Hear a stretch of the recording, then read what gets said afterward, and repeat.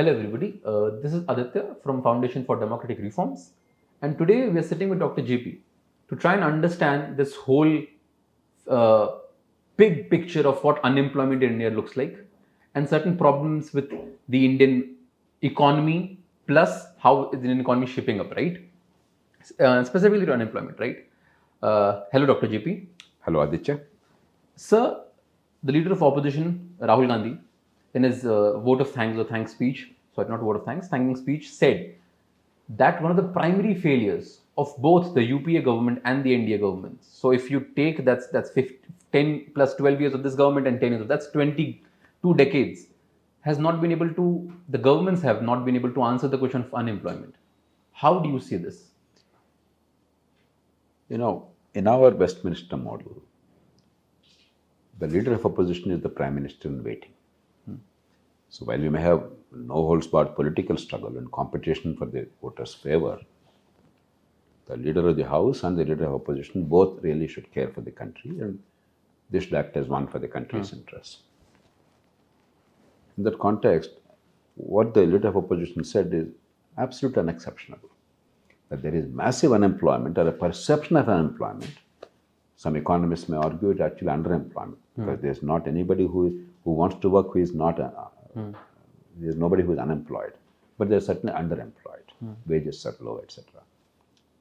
It's the people who have university degrees, college degrees, who want a government job and who think any other work is beneath their dignity because of a psychology of caste, who are an unemployed category. So I think we have to be much more careful. But the general broader pattern is there is a tremendous challenge of creating jobs in the country, not merely in the last 22 years, but perhaps in the last 75 years. It was our single biggest failure, apart from quality school education. Even in 73, 74 movements against corruption, Navnirman Samiti, Total Revolution, and so on and so forth, the three big challenges were poverty, corruption, unemployment. Now, poverty has subsided, though it is still there. But that degree of an abject poverty on the verge of starvation and subhuman lives is not there, but definitely very primitive living conditions and very low quality of life is still there, though there is enough to eat today. Corruption still prevails, but mercifully, the license permit laws mediated corruption has come down significantly. Other forms of corruption continue unabated for a variety of reasons. The one thing which has not changed at all is unemployment. And this is, I'm talking about 50 years, 1970s to 2020s. The 25th anniversary of our republic to our independence, 1947 to 1972, let's say, or within 2-3 years with the republic, to 75th anniversary of independence and republic. So the one unchanging thing is unemployment. We have to recognize it. But where I have some serious concerns is, beyond polemical politics, are we trying to find a genuine way out? Do we really understand how employment is generated? Or are we leading the youth of India up the garden path? Because generally, what are the political parties, particularly those who are talking about unemployment offering in elections? We will give you government jobs. Telangana elections were held a year ago or so. What was the big promise? There will be a job calendar.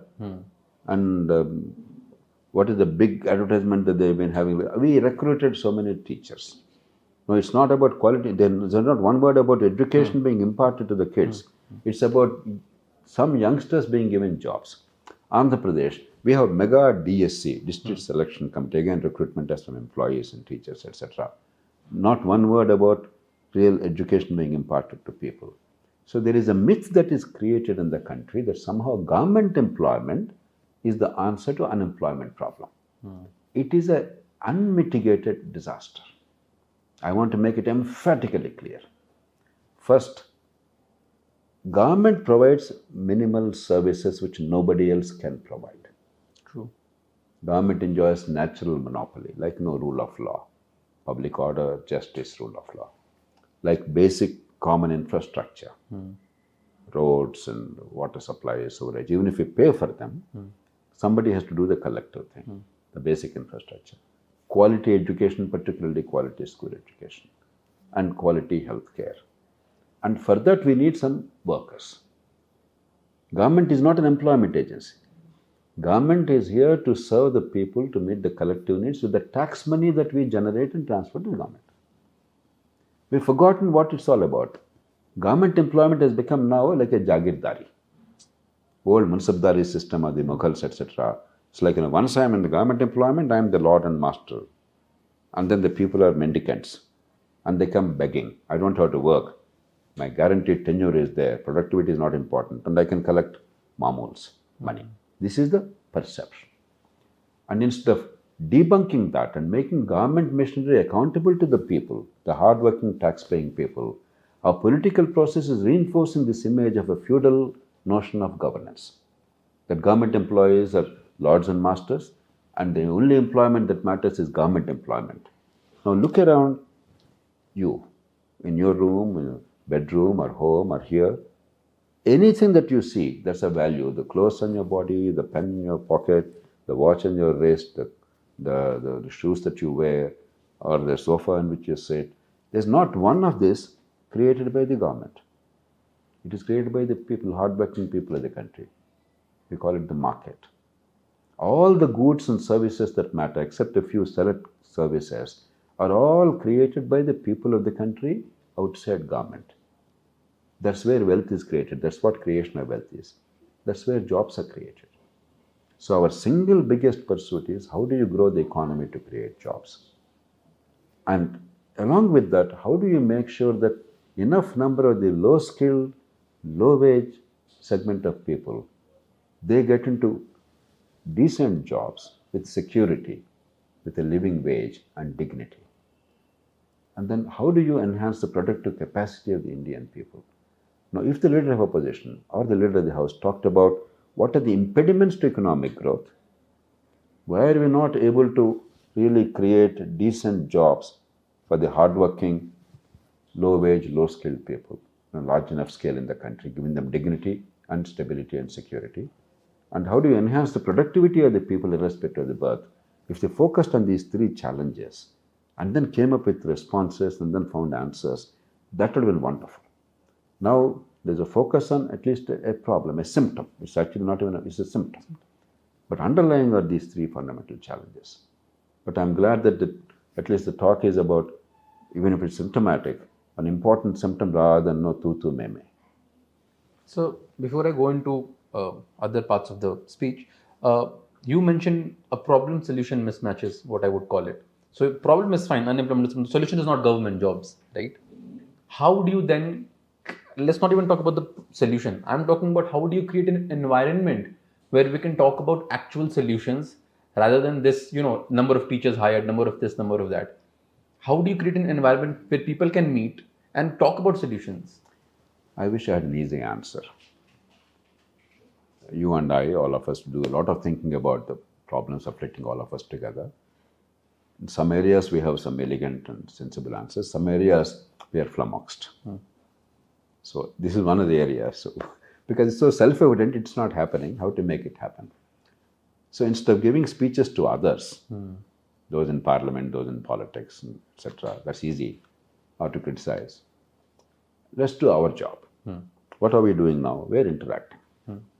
We're trying to generate or stimulate some kind of thinking and some discussion. Not some highfalutin stuff, but simple day-to-day issues based on evidence, logic, our own personal experience and common sense and experience of other people. So if this kind of a discussion takes place, for instance, if we realize that only about 3% of the total workers are employed by the government, 97% are employed in the rest of the economy. Even if you offer, let's say, 100 jobs or 1,000 jobs, for 100 jobs, 1 lakh people are applying in government. All 1 lakh people are spending 2, 3, 4 years coaching institutions, working hard, studying, preparing, etc. Nothing wrong with that. And some people are giving them dreams that, no, you'll get into IAS, you'll get into government job, you only come here, pay me 1 lakh, 2 lakhs. There are people, even yesterday, a very high-ranked police officer was telling me, there are people who are willing to pay a bribe of 5 lakh rupees for a home guard's job. That's the kind of situation in which we are. Now, with all this, when 1 lakh people appear, only 100 people are selected. It only matters whether A is selected or B is selected. But the number is only 100. What happens to the rest of the 99,900? First, we must make the young people of India and the parents of India understand that the 99,900 people, they matter. It's for them that the society exists, not for the 100 people in government. 100 people exist to serve the rest of the 99,900 people. We have forgotten that. In the scramble to be in that 100, we are destroying the 99,900. I think this must be very emphatically, honestly, factually told. Then, once we realize that, how do you grow the economy? The notion that jobs are not there for the asking. The job I get, the livelihood I get, is to my benefit. But who is giving me livelihood? You are giving to me. Who are you? You are the consumer. Consumer of what? What I produce. So unless what I produce is of value to you, why will you be able to pay? Where will you be able to pay from? Therefore, jobs are an equation. There are two sides of the coin. I get a livelihood, I get a living wage, I get dignity in my life because I'm doing something useful and productive. And the one who is sustaining me, the consumer or the person who created the mechanism by which you produce, he or she is getting goods and services produced. And if they are sufficiently valuable, they are useful, if society needs them, then my work is valuable. Then somebody can reward me. So there cannot be employment without generation of goods and services usable by the society. We have to make it absolutely clear to every segment of our society. A corollary, third point, necessarily follows that whoever is working hard to connect me, the producer, and you, the consumer, is the one taking enormous risk. That person need not do it. That person can easily, in a country where there is a real estate mania, buy some land in Delhi or Patna or Lucknow or Hyderabad or Chennai and then sleep. After 20 years, it becomes 1,000-fold, doing nothing. As long as you protect your land, you have zero risk and you are a multi-billionaire. But that person is doing something productive, taking a lot of risk, because whether I can produce well or not to meet the market's requirements, we don't know. Whether I can compete well or not, we don't know. Whether people take to it or not, we don't know. Fashions change. So you're taking a risk. We must learn to respect an entrepreneur. Instead of reviling them, treating them as sinners, treating them as dangerous psychopaths. There's a tendency in India to believe that whoever invested money, whoever is an entrepreneur, is a villain, is a rogue. It's so easy for us to bash them. In that pseudo-socialist mindset, anybody who invested, who is an entrepreneur, is seen as a villain. We have to change that. And once we understand these three factors, then how do we prepare our young men and women for jobs? There are two ways. One is, who are already existing, there's no point of talking about the skill deficit now. What best I can do to give them a decent wage and to the extent possible improve the skills. The ones who are still in childhood, how do I make sure that they don't get into that problem? The first one, now belatedly, successive governments are making an effort. For instance, Manmohan Singh government started the skill promotion, skill development corporation, skill development. I remember for the Ramparts at Fort, Dr. Manmohan Singh as Prime Minister announced that and some beginning was made. This government is pursuing it even more aggressively. And last year's budget was all about going even beyond that and going to internships in organized industry, etc.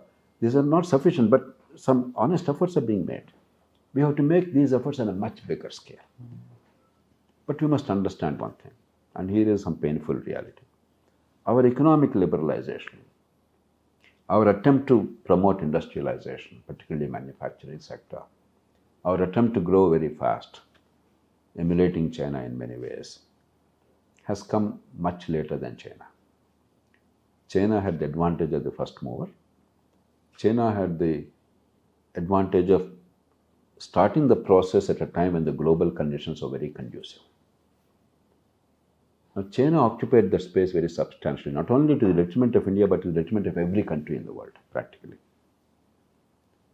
China now accounts for 30% of the total manufacturing in the world.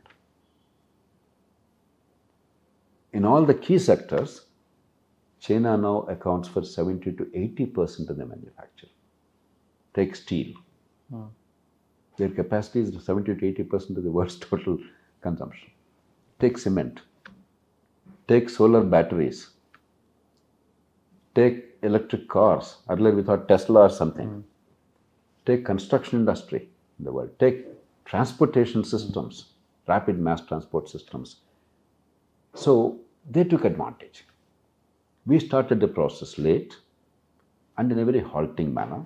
Even when we started, it was not out of conviction, it was out of compulsion. Some things we did well, but not enough things. And even now we have many more things to do. Land. Land acquisition for industrialization is so incredibly difficult. We made it beyond the reach of any industry.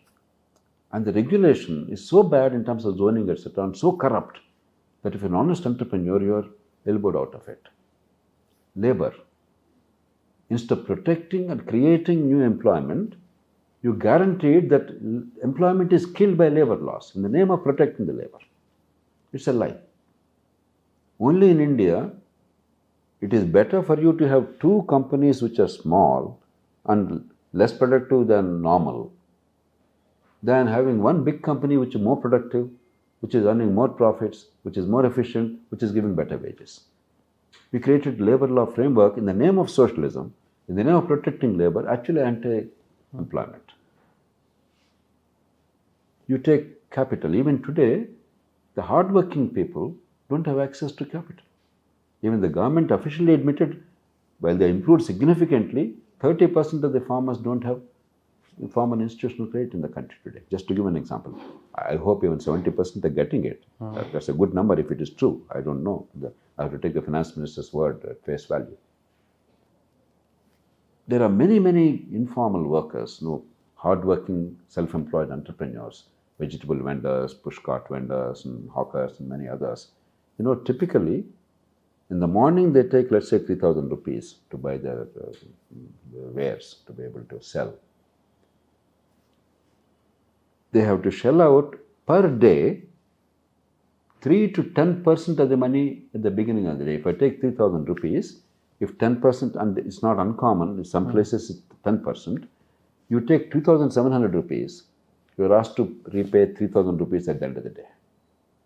We still have that monstrous system in this country.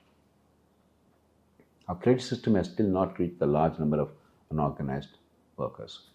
And 85% of the total workers of India, some people say 93%, are the unorganized workers without a monthly secure wage, and low wage, low skilled workers. So unless we understand the realities of India and have a series of policies to meet the requirements, we have to go into manufacturing. Mr. Rahul Gandhi talked about it, and he's right.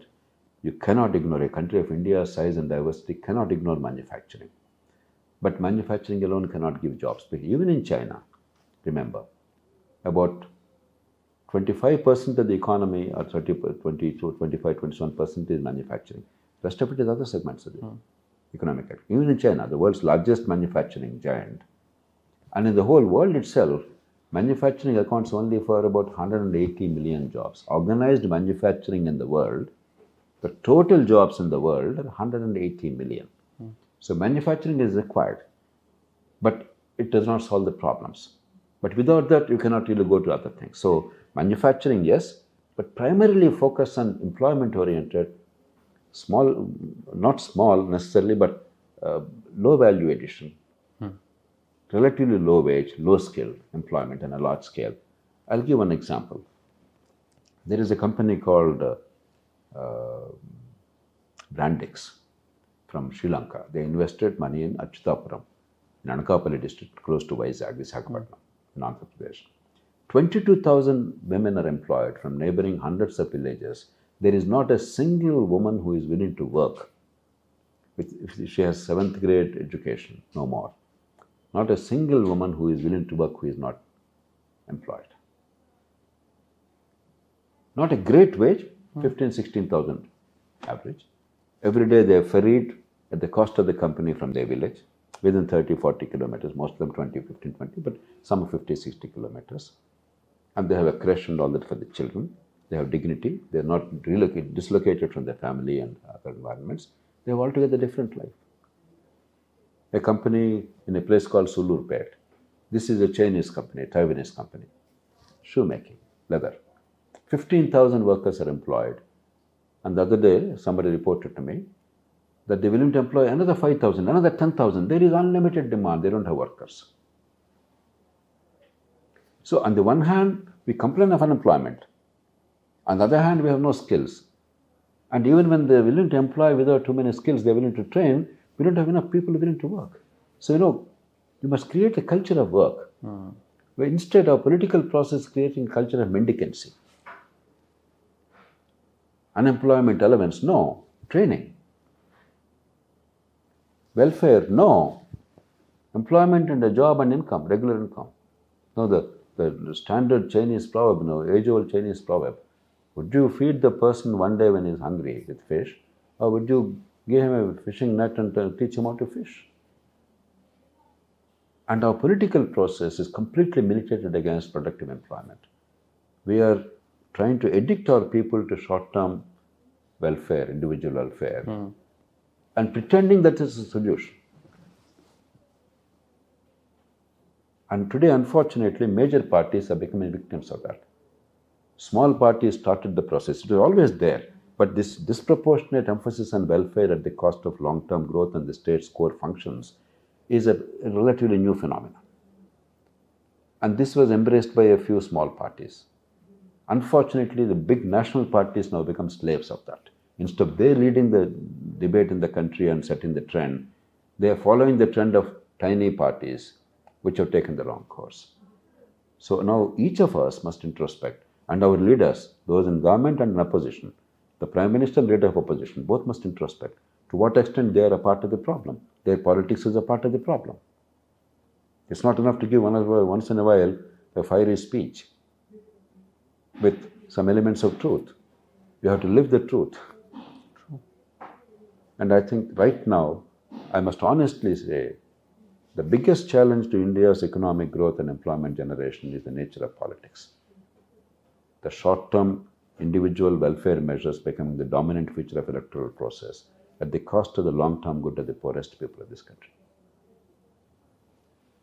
So the next question then I have is, because we talk about manufacturing, that was going to be my next question, but I'll position this with the service industry in India, right? The IT boom in India happened, a lot of multinational companies poured in, service sector sort of bloomed in India in its own space. We have towns based out of Hyderabad is one such town, Bangalore is there. Manufacturing was supposed to be the bridge between agrarian economy to the service economy, right? What did we bundle there? What happened? So we are making efforts, but as I said, there is a global challenge. There's an Indian challenge. If in China 25% is manufacturing sector, in India it is 17%. At least we must aim at 25-30% on small manufacturing. Right from the beginning, early days of independence, our obsession seems to be the big things. I'm not opposed to big things, but there must be greater emphasis on small things. Let me give one example. I mentioned in individual cases of garments, for instance, and shoemaking. India and China produce equal amounts of cotton. The finance minister talked about giving some impetus to cotton production, extra long staple cotton, which is very well known. It's not new. The Hyderabad cotton hybrid 32 is the first extra long staple cotton that came way back in 1970s in southern part of India. It has spread widely across the country now. So we produce roughly the same amount of cotton, India and China. China has 5 times the per capita income of India. Roughly the same population, per capita income is 5 times because their GDP at nominal rates is 5 times India's today, roughly 4.5 to 5 times. That means they're higher up in the value chain. So they must go more into the high-skilled jobs rather than low-skilled jobs. Garment making, etc. are low-skilled jobs. And they don't have enough workers. They have shortage of labor. And yet, China has exported, post-COVID there is some change, but generally if you see, $325 billion worth of garments per year. India, 40 to 45 billion dollars, 1/8. This is entirely our making. This is entirely our stupidity. Labor laws, not focusing on what really matters, and selling the young people the dreams of a government job instead of telling them to be part of the productive process of the country, produce goods and services, and do something worthwhile with dignity. That's what gives you dignity, that goes to income, and you can rise. You're telling them, no, that's not a job. Come and join the government. So, unless we reorient our thing, not merely the big, but actually the small, there is still space. Our own domestic demand, as India becomes more and more prosperous, as the disposable incomes rise, people are going to need more and more. Right now, so far, when we say poverty is reduced, what poverty? Basically, you have enough to eat 2,500 calories of food per day. We're not talking of much more than that. If you go to decent clothing, decent housing, better public transport, decent healthcare, decent education, all these are elements of prosperity. Poverty is not merely about eating. If you starve, you're poor. If you don't starve, you're not poor. It's a very, very low bar. We must go up the ladder. That means there are more and more demand for goods and services in the country. Now, focus on that. Again, go back to China. You know, the first 4 things they said everybody must have as part of their enterprise, as part of their drive to promote manufacturing and consumption. They said every family must have 4 things. What are they? A bicycle. Second is a sewing machine. Third is a wristwatch. Fourth is a transistor radio. In the 1980s, early 1980s, this was the dream Chinese leadership sold their people. And this is what they manufactured. Then they went up the ladder. Today they are able to say computers, electric cars, you name it. Yes. So first, your manufacturing process, your consumption pattern, your economic policies must be geared towards meeting the basic needs. And there's no point talking about poverty as 2,500 calories of food consumption per day alone. And economic policies and government allocations and your whole labor and other policies must be related to that. An autocratic China could do better than a democratic India. No, we have to wake up. Instead of attacking each other, we have collectively committed colossal blunders. Whenever governments are making some efforts, we are resisting. Manmohan Singh government came up with a retail chain system. Why? Without retail chains, adding value, having a proper continuous supply chain of quality, and without improving the quality of post-harvest management of agriculture. It's not merely production that matters, what happens after production. Your grading, your packaging, your storage, your transport, your retailing, your processing, and your ability to penetrate global markets by conforming to global standards. These are all challenges which small people cannot meet. The policy came. Did any government since then ever allow real retail chains in India? Why are we so utterly resistant and some pretest or the other? Narendra Modi government understood the problem of land loss. They tried to liberalize, came up with a policy. Understood labor law problem, tried to liberalize. What was the criticism from the opposition? Soot boot sarkar or soot boot ki sarkar, whatever. And they immediately recoiled in horror. They went back. Farm laws. Whichever be the party, no party, no leader so far rationally explained what is wrong with any one of these 3 laws. The first law is not repealing but diluting significantly Essential Commodities Act. What is Essential Commodities Act? Denying the farmers a fair price by regulating your transport, your storage, your sale, whom you sell, where you store, whether it's, all these are controlled by law at the cost of the farmers. It's liberating the farmers. Does not guarantee incomes, but gives a chance. Contract farming. If there's an assured price at which somebody is going to buy, then I can make informed decision. Today it's all touch and go. It's all lottery. 1 year tomato, I hit a jackpot, next year I go bankrupt. Or onion, for instance. That's not the way to run any enterprise. An assured price, if I like it, I I go for it. If I don't like it, I don't buy it. It's my choice. What is the third law? Monopoly of markets. Whether now the law in many states says you must only sell here. Even if you sell elsewhere, you must pay a market cess here. All that the law says is you can sell anywhere. If you don't sell there, you don't have to pay a market cess. Now tell me, for the life of me, what is wrong with any of these three laws? Even today, have you woken up to it? I can go on and on. See, we make very grand pronouncements. When it comes to real issues, we oppose anything progressive, anything genuinely good, anything that helps the poor, anything that creates employment or entrepreneurship investment. I think we must become less destructive in politics. Thank you, sir. So that was Dr. JP. We had an eagle's eye view on the whole problem of unemployment in the economy, and sort of try to understand how we need to change the bigger picture and sort of unite in dealing with this problem. Thank you, sir.